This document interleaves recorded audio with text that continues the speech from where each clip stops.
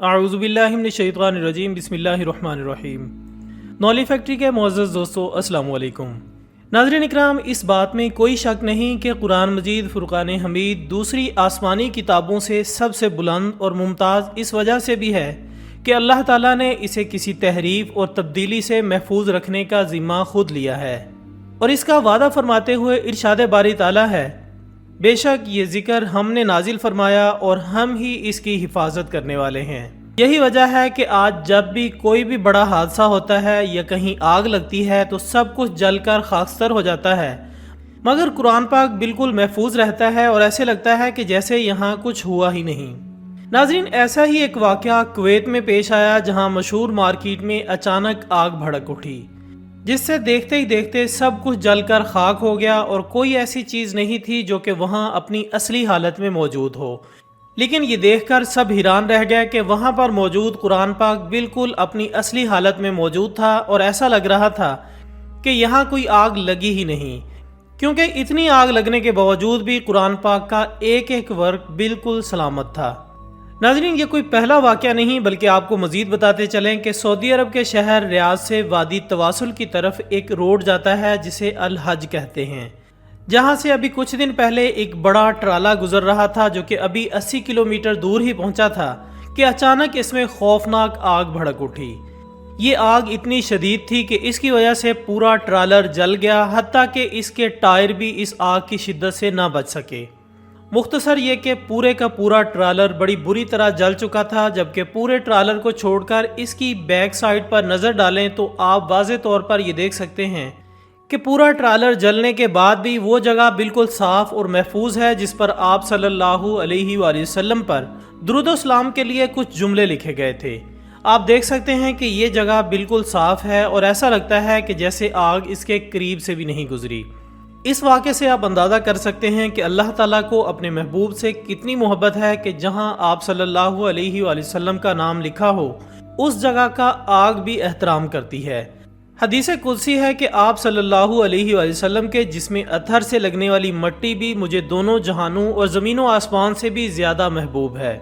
ناظرین، یقیناً حضور اکرم صلی اللہ علیہ وآلہ وسلم پر درود و سلام بھیجنا ایک مقبول ترین عمل ہے، اور اللہ تعالیٰ نے نہ صرف اپنے پیارے محبوب حضرت محمد صلی اللہ علیہ وآلہ وسلم پر درود و سلام بھیجا، بلکہ اللہ نے فرشتوں اور اہل ایمان کو بھی اس بات کا پابند فرمایا کہ سب میرے محبوب صلی اللہ علیہ وآلہ وسلم پر درود و سلام بھیجیں۔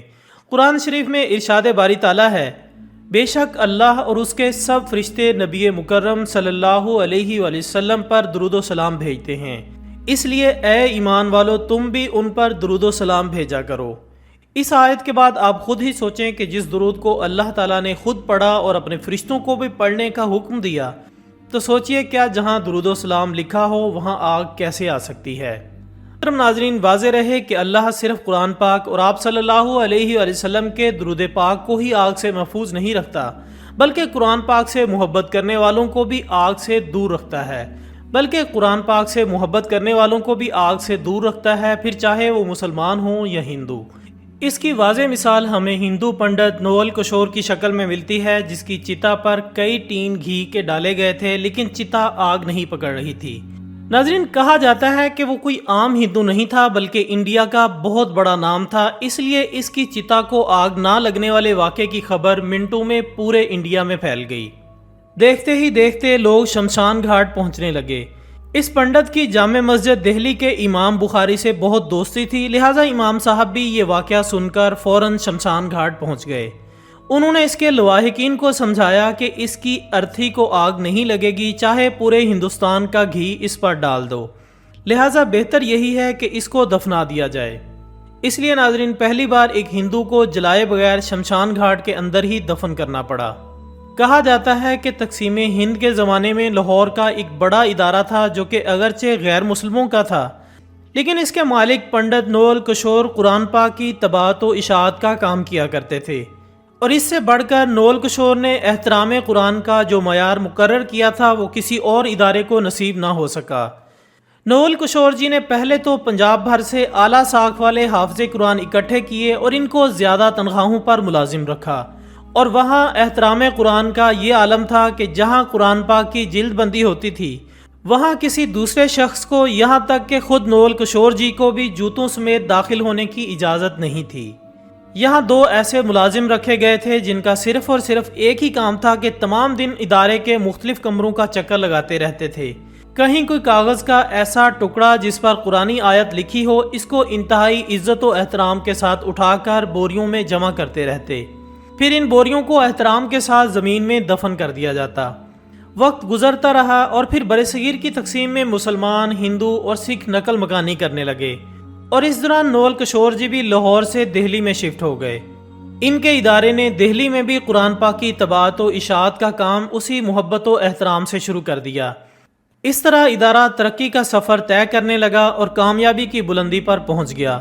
نوول کشور جی بوڑھے ہو گئے اور اب گھر پر آرام کرنے لگے، جبکہ ان کے بچوں نے ادارے کا انتظام سنبھال لیا، اور ادارے کی روایت کے مطابق قرآن حکیم کے ادب و احترام کا سلسلہ اسی طرح قائم رکھا۔